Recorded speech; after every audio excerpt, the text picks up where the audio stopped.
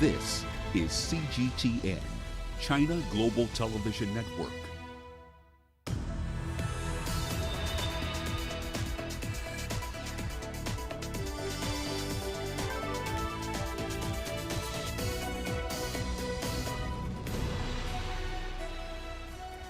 Hello there and welcome to Global Business Africa. We'll be giving you insight into Africa's business and financial markets. I'm Uche Okoronkwo, coming to you from Kenya's capital, Nairobi. And let's start with a look at the markets. Now, world shares steadied near record highs today as we saw risky assets finding some support from an upbeat U.S. October payrolls report. Now, emerging market stocks also up today. That's after China posted a record trade surplus for this October. MSCI's index of emerging market shares rose 0.3% on the day, with stocks in Russia, South Africa and Turkey rising between 0.5% and 1%. Now, South Africa's JSE was boosted by mining stocks and, of course, pockets of strength in individual shares across an array of sectors, from industrials, of course, to the property market. The resource index climbed 0.14%. The gold sector did stand out despite a stronger rand. They did benefit from a mild recovery in gold prices from last week. Now, also coming up on the show today, we'll be looking at Kenya's decision to suspend Credit Reference Bureau listings of some loan defaulters. We'll also be bringing you an in-depth look at the gaming business in Africa. And a growing love for polo is breathing life into Nigeria's accessory industry. In our top story tonight, the Central Bank of Kenya has announced the suspension of Credit Reference Bureau's listing loan defaulters who owe $45,000 and below for the period between the 1st of October 2021 to the 30th of September 2022. Now, this follows a directive by President Uhuru Kenyatta 2 weeks ago. Borrowers defaulting on loans of less than $45,000 will not be blacklisted at credit reference bureaus, while those already blacklisted will be dropped. Now, the CRB listing relief is part of a stimulus package to cushion distressed businesses and families from the effects of the COVID-19 pandemic, which of course hit consumer demand and forced businesses to shed jobs and cut back their operations. Well, let's now get some reaction on this from one of Kenya's credit reference bureaus. We're now joined by Kamau Kunyiha. He's a regional manager for East and Southern Africa at Credit Info. Great to have you on the show with us today, sir. Now, this news, it's certainly a relief for medium and small enterprises here in Kenya. They, of course, have been struggling to rebound financially following the pandemic lockdowns. But how has this been received by stakeholders in the financial industry, especially digital lenders, banks, SACCOs, and of course microfinance institutions? Evening, Uche. Well, as you can imagine, as much as it is a relief for the MSMEs, it's a bit distressing for the lenders, considering that it was either depositors' cash or investors' cash that was used to lend this money to them. So there's a bit of concern or jitters amongst the lenders in terms of what happens now if these people don't pay. However, that said, I don't think the CRB was a factor that was insisting that these people pay. The lenders are in business, so they will continue to enforce whatever measures are available to them to try and collect on outstanding loans that have been issued. And on that note, what are your thoughts on how this will impact how we're going to see lenders issuing loans going forward? Of course, factoring in the amount of risk they're willing to take on, especially in this current economic environment. So I think we'll just see a repeat of what happened last year after the first suspension was introduced as last year, where the lenders actually just went through a freeze and decided to hold on lending as they're not able to assess the actual risk of the customers who are applying for facilities. So the likelihood we're going to see is a freeze in lending. And if there's going to be any lending, it's now going to go back to secured lending. So borrowers would have to put up some sort of security if the lenders are to lend any cash to them. Well, this move then sounds like it's counterproductive. because it was meant to sort of cushion SMEs from, their debts. So what are your thoughts on that? I mean, it's not going to help. And I think the press release from the central bank also indicated that there's a risk that this is what the outcome would be, that lending would freeze. So there would obviously be a freeze in cash availability for these SMSCs to pump into their business of working capital. So they'll have to find other sources of funding to help them with their working capital requirements. Now, of course, Credit Info is one of Kenya's top 3 credit reference bureaus. What are your thoughts then on the pros and cons of the move, given that data that you released showed that the number of loan accounts in arrears rose significantly early this year? Yes, maybe to explain, the rise in that at the beginning of the year was following the lifting of the suspension from last year. So all that was happening was reflecting the reality on the ground of those that were not paying.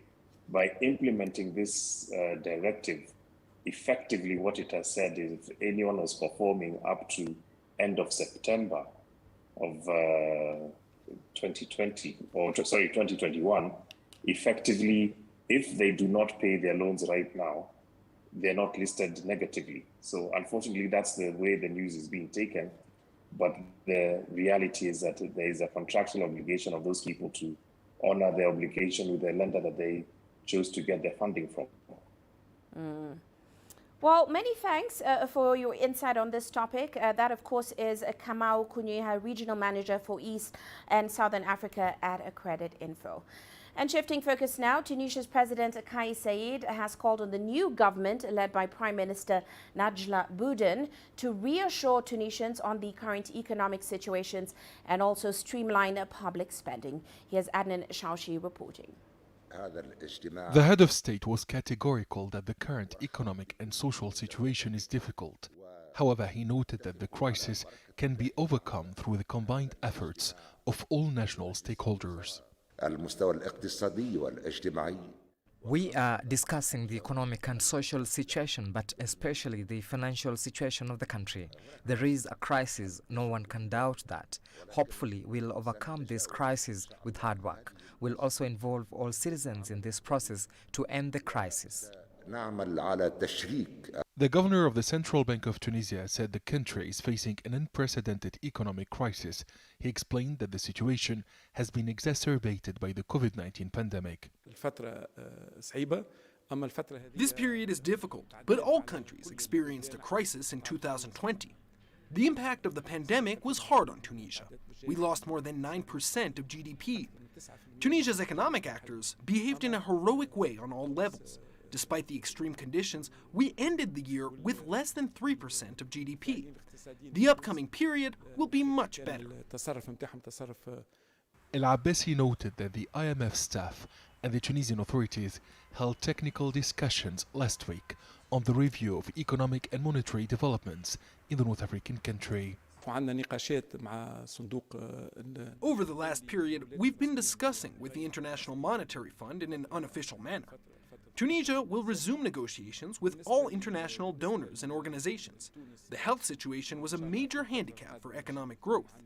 The situation will certainly improve in the coming period. The governor of the Apex Bank forecasts the growth of several sectors, such as tourism, mining and exports. He also says that olive oil production will rise to 200,000 tons. According to the Ministry of Economy and Finance, Tunisia needs the support of its foreign partners to improve the financial situation in the last 2 months of 2021 and to provide external resources for the 2022 state budget. Adnan Shawishi, CGTN, Tunis.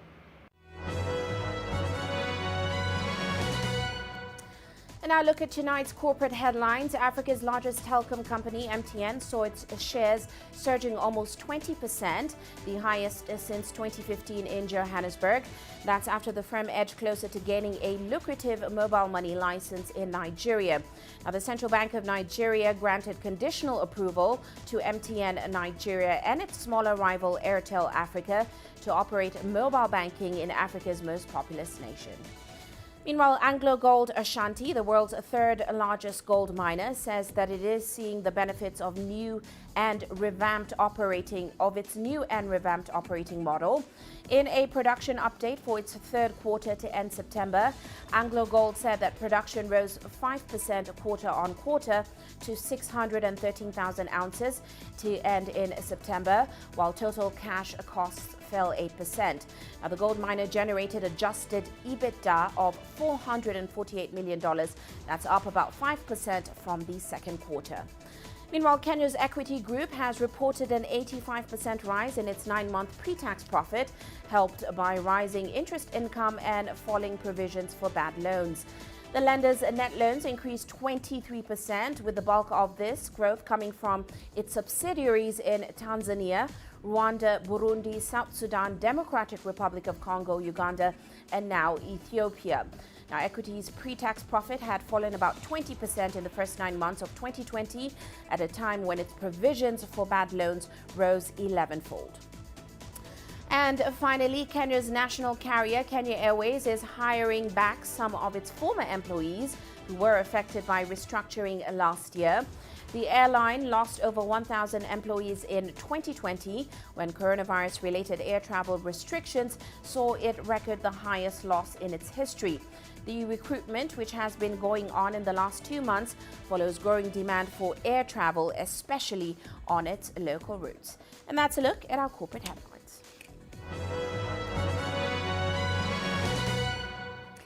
Well, we're going to take a short break now, but still coming up on the show.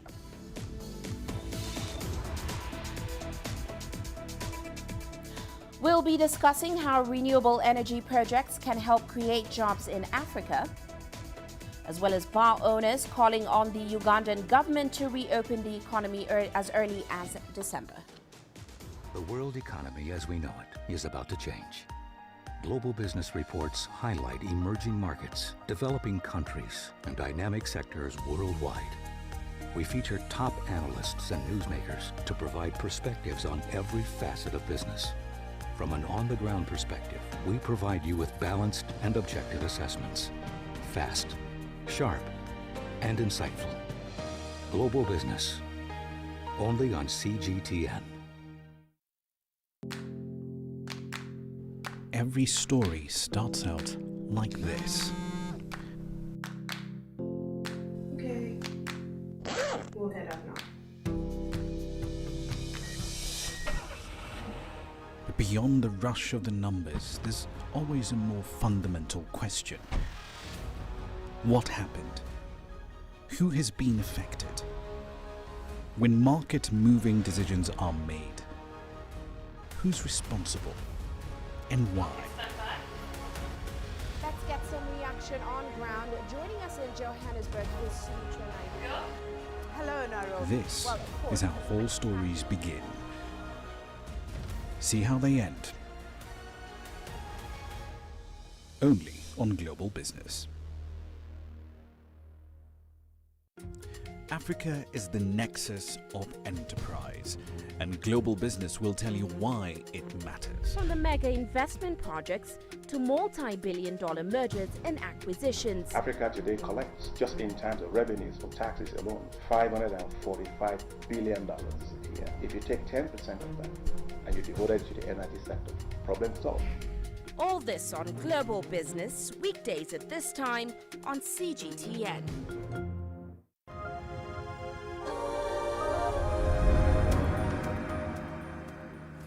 Welcome back. Now, the second week of discussions have begun at the UN Climate Summit in Glasgow, Scotland. Former U.S. President Barack Obama addressed the summit, saying the Paris Agreement he helped to broker had created a framework to tackle climate change, but too little had been done since then. Take a listen. Most nations have failed to be as ambitious as they need to be. The escalation, the ratcheting up of ambition that we anticipated in Paris 6 years ago has not been uniformly realized. I have to confess, it was particularly discouraging to see the leaders of two of the world's largest emitters, China and Russia, decline to even attend the proceeding. And their national plans so far reflect what appears to be a dangerous lack of urgency, a willingness to maintain the status quo on the part of those governments. And that's a shame. We need advanced economies like the US and Europe leading on this issue. But you know the facts. We also need China and India leading on this issue. We need Russia leading on this issue, just as we need Indonesia and South Africa and Brazil leading on this issue. We can't afford anybody on the sidelines. And still on those climate talks, according to the World Bank, over the last decade, a greater share of the global population gained access to electricity than ever before. But in sub-Saharan Africa, the number of people without electricity increased. Now, this gap has been linked to slow economic growth plans in the region. But one of the key targets that governments continue to miss as a result is youth employment within distributed renewable energy sectors. On the backdrop of global campaigns, governments are called to prioritize policies and financing that will scale up access to renewable energy on the continent. Well, earlier today, the CEO at Power for All, Christina Skierka, moderated a panel discussion on energy empowering employment at the COP26 Climate Summit. She now joins us from Glasgow in Scotland. Great to have you with us today, Christina. Now, certainly decentralized power generation using renewables, that is considered pretty crucial for Africa going forward. And that's because of its potential to address Africa's energy supply gap sustainably and also cost effectively. So these off-grid renewable energy projects, they're expected to create over 4 million direct jobs by 2030 globally. That's according to Power for All data. What's your expectation then for Africa specifically? Yeah, well, and thanks for having me. It's great to be discussing this with you today. It's a hot topic for everybody. And, I just want to set the stage a little bit about energy poverty. So globally, there's around 1 billion people, just under 1 billion people who have absolutely no access to energy, and another billion or so who have intermittent access. And both of those are unacceptable. And specific to the continent, there's around 600 million people that don't have any access to energy. So the report that we have published in the past and some of the data that we were discussing today on the panel included actually something recently published by the Rockefeller Foundation that predicts that there will be 25 million direct decentralized renewable energy jobs by 2030 and about 4.25 million for sub-Saharan Africa.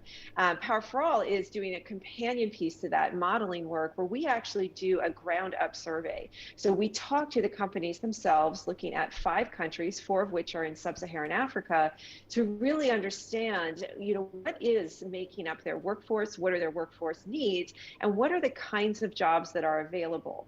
The early indications, though, actually is great news. It's showing what we sort of already knew about decentralized renewables, which is this is a form of energy that's resilient to COVID and other disruptions, which could indicate also some very fast growth in jobs for years to come. And we're actually expecting jobs in this sector likely to be higher than they were in pre-pandemic levels as soon as next year. Well, you also say in that Power for All report, in most developing nations, you found that even though access to decentralized power sources was improving, domestic supply chain capacities, that's still a major obstacle to job creation and, of course, the development of the overall sector. Can you tell us how so? Yeah, absolutely. And so this report we're talking about, you can find on our website, powerforall.org, and it's called Powering Jobs, the 2019 census. So among the things that we look at are what are spillover effects or indirect or induced jobs created by this entire sector known as decentralized renewables. And there's an incredible growth of jobs connected to siting where we might put a mini grid or, different operators, sales skills, etc. But when it comes to supply chains, nothing was left unscathed by COVID. In particular with the DRE sector, while a number of countries are starting to examine local production of decentralized renewables, including Ethiopia and Nigeria and Kenya, still most of these products are sourced overseas. And so it's oftentimes, up to a 3-month time lag getting things produced overseas, getting them shipped, and then into people's hands and lighting up people's lives. Another example I think that's maybe more relatable is the impact on the agriculture sector. So obviously most countries, especially in East Africa, but throughout the continent, the vast majority of jobs are in the agricultural sector.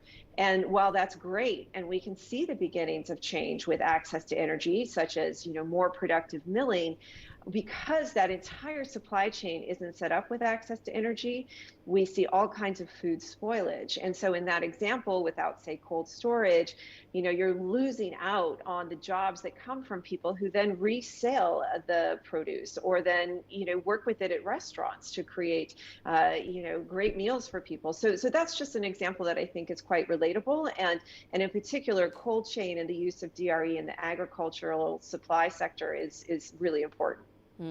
Well, as we also discuss African governments' climate goals at this year's COP26, what are your thoughts on the readiness of Africa's regulatory and, of course, business environment as well to support the sector? That's when we talk about decentralized power generation in renewables and certainly create that environment needed for job creation. Yeah, so we actually did a study a few years back looking at the readiness of various countries to really embrace what decentralized renewable energy can do, not just in terms of driving access, but also in terms of the kind of jobs and ecosystem that it creates.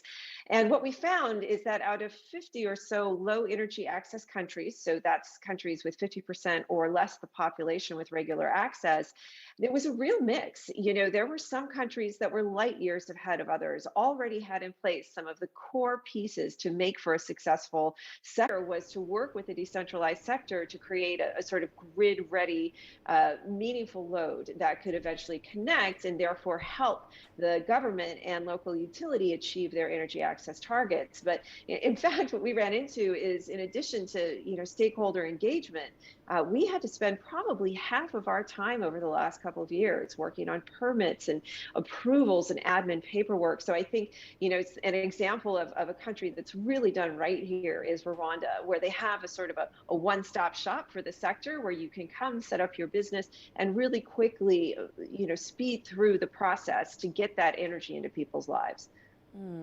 Well, we do have to leave it there, Christina. Many thanks for those great insights today. That, of course, is Christina Skierka. She's a CEO at Power for All. Well, moving on, the International Finance Corporation and Egypt's National Council for Women has now signed an agreement that will help increase women's economic participation. This is all part of extensive government efforts to develop gender-neutral laws, which will help give women more equal access to economic opportunities in Egypt. Here's Yasser Hakim with more. The International Labour Organization says only 20% of Egypt's workforce are women. There is a huge gap in gender equality at work. Experts say it's partly an awareness issue for men and women. The community mentality is still predominantly male-oriented, and we need to change this mentality, which is deep-rooted in the consciousness of the society. We go to women at their homes in different cities, villages, rural areas, and neighborhoods to create awareness about their opportunities. The government and the National Council for Women have been leading several initiatives with local NGOs to boost women's economic empowerment. One of these initiatives is the Secret of Skills with the International Labour Organization to teach women certain skills, not just traditional ones, but skills that are needed in the market now to find jobs easily. The most important initiative in my point of view is the Financial Education Initiative, where we teach women, especially SME owners or who aspire to have small businesses. We teach them how to manage projects financially, how to do feasibility studies, everything related to financial management, and how to apply it on the ground in their projects. The initiatives are funded by global organizations such as the International Labour Organization, the United Nations, and the latest is the International Finance Corporation to boost access to bank lending, equal pay, and more flexible work opportunities for women.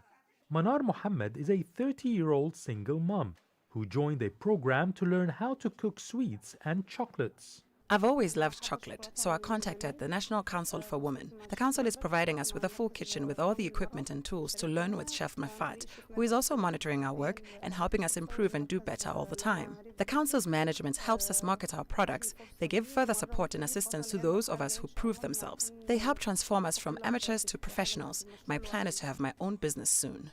The state regularly establishes exhibitions countrywide to help women market their products. The council has also launched extensive courses for online marketing, e-commerce, and a special platform to sell their goods and grow their businesses. Yes, Hakim for CGTN, Cairo. You're watching Global Business Africa. We're heading into a short break now, but do stay with us. We'll be back with our special tech feature on gaming in Africa. Change is on the horizon. Through the shifting of time, Africa's emerging tech landscape is creating new channels. There's a hunger for local African content globally. Shaped by innovation, carved out by a new generation of digital entrepreneurs, sculpted by a mobile revolution, trickling down to the most remote corners of the continent. TechSpot is seeking out the new concepts in technology, disrupting Africa's traditional sectors.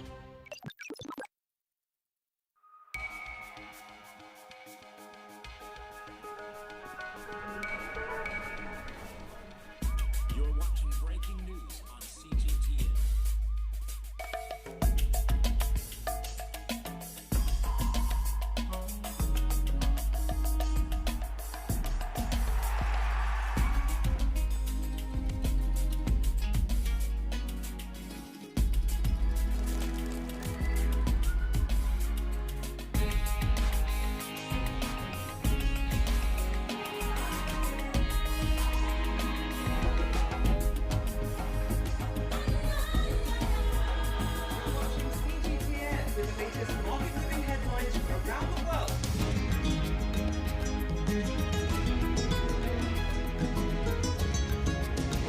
Welcome to the world today on CGTN.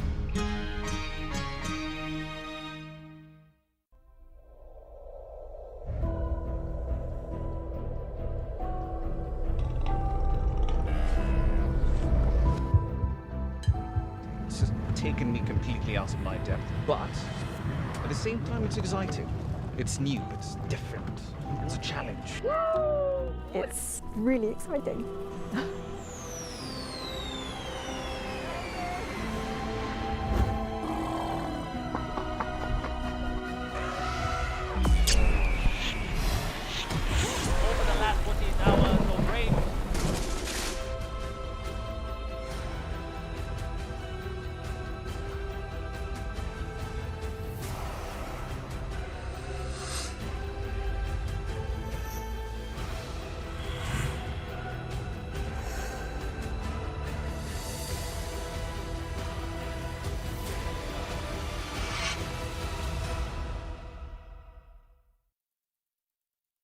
I try to not let it affect me, but there are days when it does.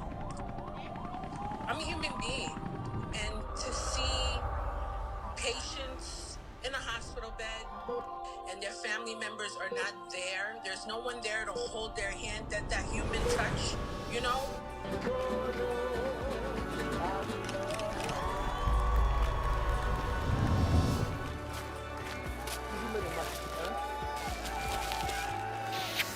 I just hope everyone can remember that the situation is not permanent and that everything will get better eventually.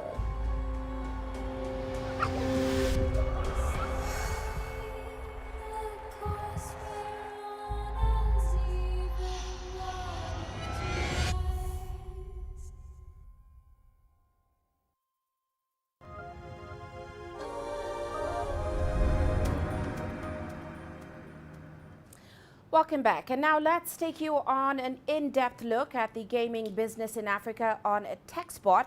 It's our new special segment featuring tech and innovation in Africa, where we'll be sniffing out the groundbreaking new concepts in technology disrupting traditional sectors. In the following segment, we're taking you into the world of gaming in Africa.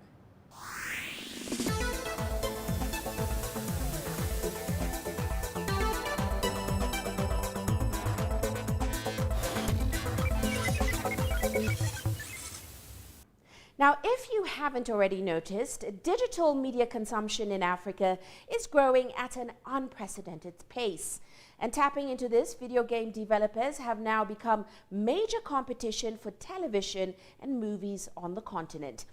And the increasing penetration of mobile applications has now opened up the gaming market even further to a whole new range of new players that are providing local platforms for internationally produced games, and of course the creation of games that resonate with local fans. Well, here in Kenya, GWA Studios is building a developer hub for video game creators, players and distributors, and TechSpot is now taking a look at what the platform has to offer.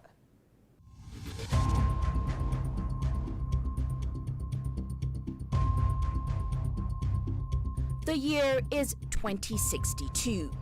In this post-apocalyptic future, the world has gone dark and grown barren.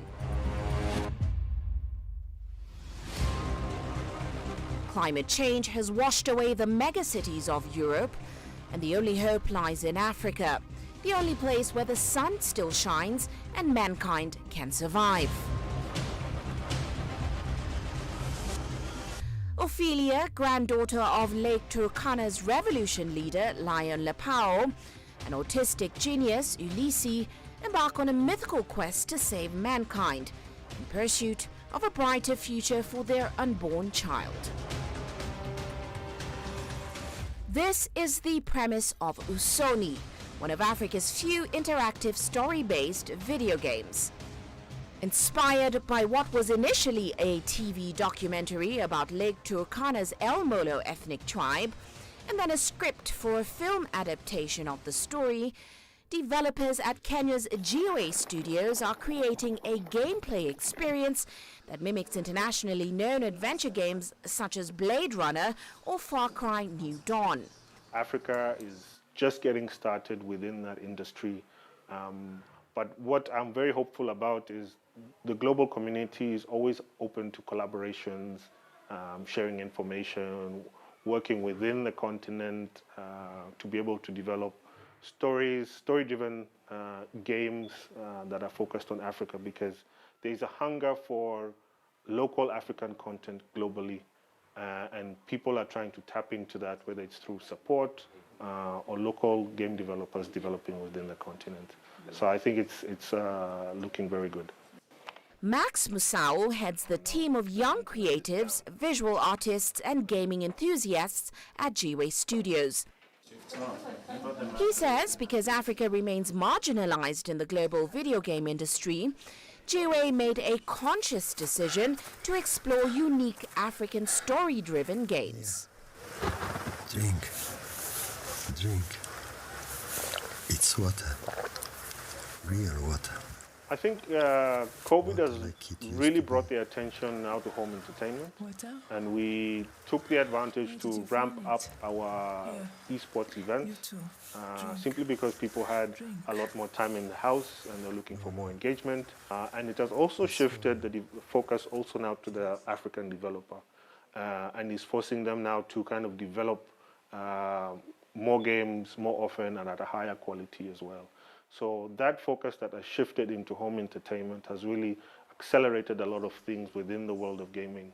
An entrepreneur and avid gamer, Max started off with the goal of bringing tech communities together and lowering the barriers to learning technology and code. In 2020, he and his team founded GWA to kick off the Usoni project, recruiting a dozen young professionals. By early 2021, the first part of Usoni was released for PC and Android. We are a very young team. We're about just coming up on our first year. Usoni has been our first focus. This year we have one other development and one other game we have in our production development, which is called Michi Michi, which is around the story of Wangari Maathai. GOA Studios is part of a renaissance in Africa's game development space, where young developers are finding opportunities to stretch their skills and also earn a stable income through the digital economy. Developers like Telvin, who is now working on the second version of the Usoni game, which will be developed in full 3D. He's using some of the latest software in game development. Unreal Engine software seamlessly blends live and digital content, integrating computer graphics and live action footage in real time. That's good. Hardware is always kind of like the choke point. Hardware is very expensive to be able to get a development PC. A lot of developers struggle around the concept of how do I get the right hardware that's able to run, create games and edit the games in a very comfortable and that brings out the best gaming experience. Telvin is part of a new crop of homegrown talent that is culturally and technically aligned to the needs of the African market.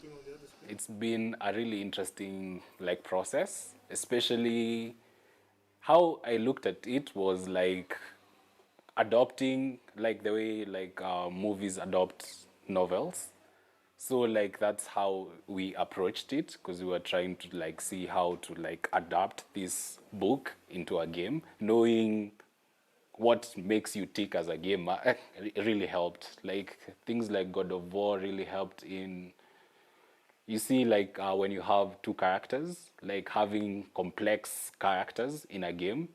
That's what God of War inspired us to do, having complex characters, because they said just having a simple story is enough, and our simple story was a journey. Ophelia is moving from Europe to Africa. The first step was now to decide what aspects we want to be gameplay. That means the sessions that the players are playing, and those sessions we want it to be cinematic, where they're just watching the story and cover. Do you have your passes? We haven't even. This is just the beginning for Usoni. Part 2 and 3 of the game, which are scheduled for release in 2022, will delve deeper into the visual and narrative potential of the story. We've decided now to change it up, just to make the story more personal. So we just decided to do it 3D. And I get most story-based games are usually in 3D. I think that's a decision. That's why we chose that, because there's a certain factor that 3D gives you in terms of telling stories that's really makes you as a player more engaged to it. It's a very popular game. But while GOA is slowly finding its place in the world of game developers, the company is quickly gaining ground in the fast-growing, major money-making competitive video gaming space. It is tapping into Africa's new obsession with mobile gaming through its esports platform. I need to get 2 kills. So our esports platform currently has 750 plus gamers, mostly on mobile. We mostly focus on Call of Duty Mobile. We hold events every month with prizes from $200 all the way up to $1,000. Skeptic, the OG. Peep through the tank. So we partnered with Activision to be able to host our own local competitions. That way we can collaborate with them to be able to get our players at the global level. Still, there's a lot of ways to go in terms of having local servers to reduce the ping time within the games, to allow our local players to compete at a competitive level. But at the moment, the first step is to be able to partner with them and have our players within their ecosystem and benefiting and thriving within their ecosystem. Despite being a relatively new industry in Kenya, the social online gaming market, which was worth over $20 million in 2018, is expected to more than double by 2023. The reality is video gaming is still an expensive affair. The price of gaming consoles ranges from $200 to $500, knocking out the average young Kenyan. Most local gamers rely on gaming lounges. But that is changing, as research shows that mobile's high penetration rate and portability now dominates the future of gaming. And during the COVID-19 lockdowns, GUA is one of the many African studios taking advantage of the stay-at-home period to build mobile gaming on its esports platform. We are newcomers, yet the base we chose to appeal to surpassed the people who'd been there before us. I'll be honest, when we started the esports side, we were struggling to find sponsors. We were being turned away at most doors because most people didn't understand exactly what we're doing. Either that, or the feedback we were getting is we're not doing anything new.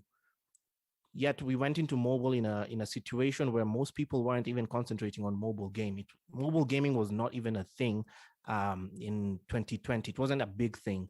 It took us 3 months only to put an audience of 1,000 gamers in one place where we communicate with them. Then the word of mouth did its own thing. 3 months from March 2020 to around June 2020. Word of mouth did its own thing, and we're, wow, where we are at now. And according to Max, the growing audience for esports has now caught the attention of Africa's corporates. So we're working with Safaricom, particularly Safaricom Base at the moment, to provide our content on their platform to be able to generate revenue to kind of support our activities, operations, and grow our price pool as well.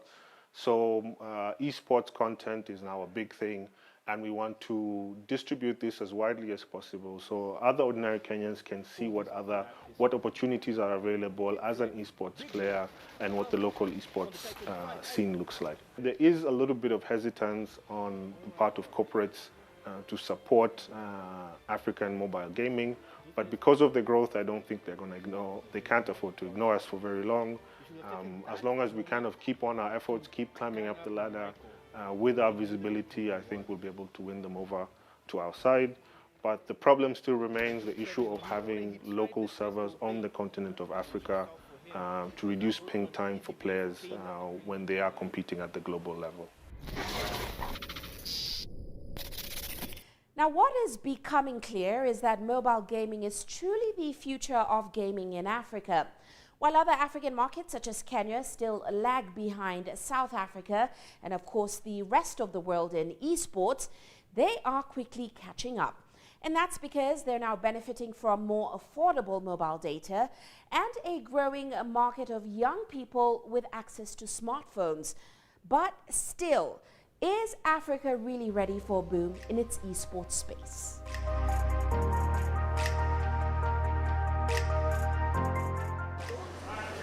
According to a 2020 GSMA intelligence report, Sub-Saharan Africa's mobile industry has largely risen to the challenges of keeping individuals connected during the COVID-19 pandemic. As of 2019, there were about 272 million mobile internet users in the region. It's expected 475 million to be connected by 2025. This means that almost half of the population is expected to subscribe to mobile services. However, some 800 million people still are not connected to mobile internet yet. Nevertheless, as the proportion of the population without smartphones gets smaller and smaller, gaming developers now have a greater opportunity to reach out. And they have the products. Nielsen Superdata Research estimated that mobile games generated over $60 billion in 2019, accounting for close to 60% of the video game industry's total revenue that year. Games and esports analytics and market research company Newzoo found that mobile revenues accounted for more than 50% of the global games market in 2018. It is indisputable then that because mobile gaming is a strong contender in the video game industry, Africa is poised to grow its share in the global esports market, which pulled in over $1 billion in 2019. And some of the continent's most promising stars are in East Africa. Sylvia Gathoni, known as Queen Arrow, is Kenya's first female professional esports athlete. Ranking 13th in Kenya, Queen Arrow is the first woman in East Africa to be sponsored by a global brand. What usually happens is that you get support in terms of apparel, in terms of payment for, if you need to travel for international tournaments, they'll cater for your trips. And, in return, you have to give your best in terms of building your brand and, being at the top of your game. I got signed to my first team, that's to say Exit Gaming. They're based in New Jersey in the United States. I stuck with them for 2 years until January of 2020. I joined a different team, but I left in July because I needed to focus on finishing university. Then in January of this year, I joined my new team, UYU, and I've been with them since then. I'd say it's a lot of effort, especially being from a region that tends to be overlooked in the gaming space.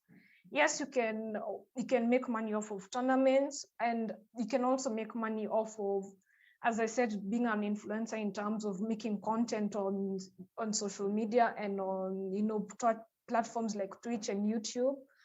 And stuff like brand endorsements also goes a long way in cementing your foothold as in terms of making a living off of professional gaming. Kenya is making that, small but sure steps in making sure that gaming is a recognized, I'd say, and activity. But I feel as compared to the rest of the world, we're still lagging behind because we don't have these companies investing properly in the space as needed.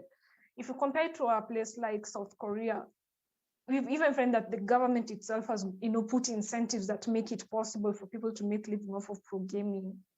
Here in Kenya, we haven't seen any incentives from the government because we still find that we are under a punitive tax regime that makes gaming an expensive hobby / career to get into. The simple fact that Africa's esports space is now attracting investor attention means that it is game on for the industry. Investors are now looking beyond vibrant gaming markets like South Africa to growing industries like Egypt, Nigeria, and Kenya. And as the continent grows its competitive space, the prospects for the development and distribution of homegrown games expands even further.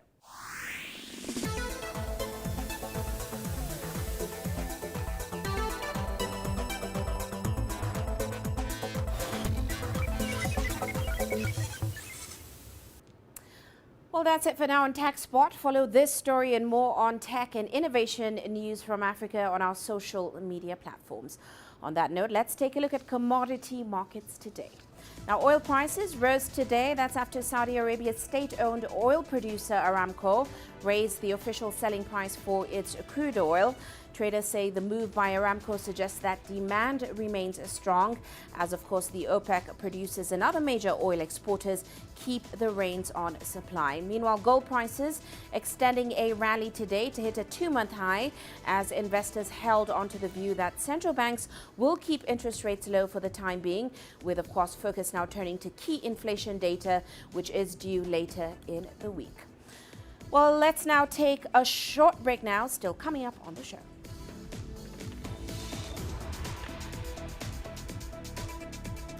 We'll show you how a growing love for polo is breathing life into Nigeria's accessory industry. Images may appear to be identical, but looks can be deceiving. The difference is not always obvious. It has to be discovered. There are always different sides to a story. We put the focus on the details. To see more, to understand better. CGTN. See the difference. The greatest journeys, the greatest sights, the greatest adventures. Here in Panata, this weir allows the locals to walk on water. We're far more than just TV news. We're your passport to the wonders of Africa. to bring you stories of struggle, survival and hope.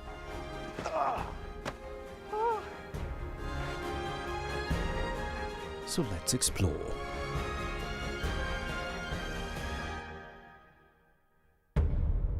CGTN. See the difference. You don't find the stories of North Africa by sitting on the sidelines.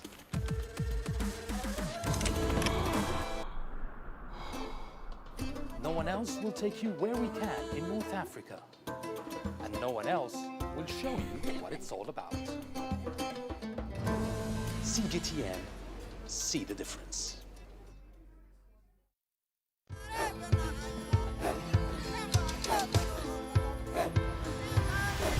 Africa is a continent of diversity, with varied climates and enchanting geography, and a people so distinct, but with a shared enduring spirit.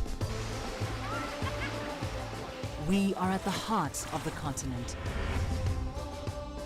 to bring you the untold stories. Let's have a look. We celebrate Africa as it shapes its own destiny. I've Tunis, Cairo, Sharia, Juba, Johannesburg, Ethiopia, Tanzania.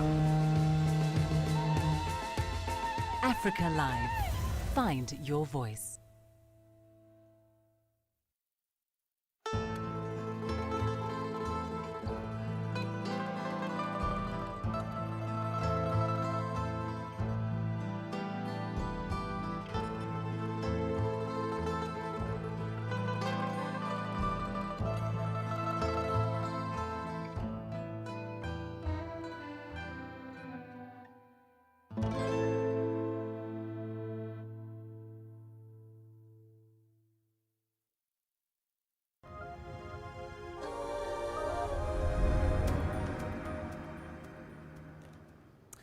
Now, the polo sport has gained traction in Nigeria over the last decade, and with that comes the need for players' accessories such as boots and knee guards.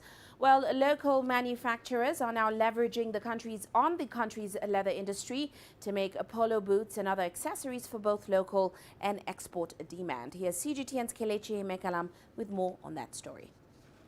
These are some of the finished products at 828, a leather crafting outlet in Nigeria's northwest Kaduna State. Kasim Abdul Salam Baba established the business 6 years ago, making shoes, wallets, belts and other leather accessories. The graduate of mathematics delved into making polo boots 2 years ago after identifying a high demand for it. There was a huge gap because you can imagine getting a polo boot you have to send to as far as Argentina for it to be made, like the time, the duration it's been made, the distance, the cost and everything. So it was a huge gap in the market, and we saw that and we took that challenge. Almost 80 to 75% of the polo players in the north already knows about our brand, and since then they stopped patronizing the Argentine boots and started patronizing us. Nigeria is one of the highest producers of leather and finished leather products in Africa. So Kasim sources all raw materials for his production locally. A pair of his boots sells for between $200 and $450. Now he's empowered over 120 people. To impact knowledge, see how we can grow the economy in our own little way by providing job, see how we can expand to other countries. We've been doing training as part of our CSR to also build the society and bridge that gap of craftsmanship. Since I started working here, I had a lot of experience because my boss would teach me a lot of things. Anywhere I go today, I can make a shoe, even if they aren't patterned. I know how to get a pattern for a shoe. Nigeria's leather export stands at about $272 million, with the highest patronage from countries like Italy, Spain, India, South Asia and China. But lack of skilled manpower, weak infrastructure and poor funding continue to hamper growth. The Nigerian Economic Summit Group, NESG, projects that the nation's leather industry can generate over $1 billion by 2025. With support from government, local manufacturers like Kasim hope to make African leather brands earn a global spot. Kelechi Emekalam, CGTN Kaduna, Nigeria. And before we leave you today, a quick look at Africa's currencies. South Africa's rand rising for a fourth straight session. Repeated power outages imposed by state power utility Eskom have of course been a major constraint on South Africa's economic growth. More immediately, the medium-term budget on November 11th could see an announcement of a basic income or family grant, which could spark fresh fiscal concerns and of course possibly lead to rand weakness going forward. Well, that's it for this edition of Global Business Africa. Remember, you can send your feedback to the contacts on your screen. You can also follow us on our various digital media platforms. From me, Uche Okoronkwo, and the rest of the team, thanks for watching.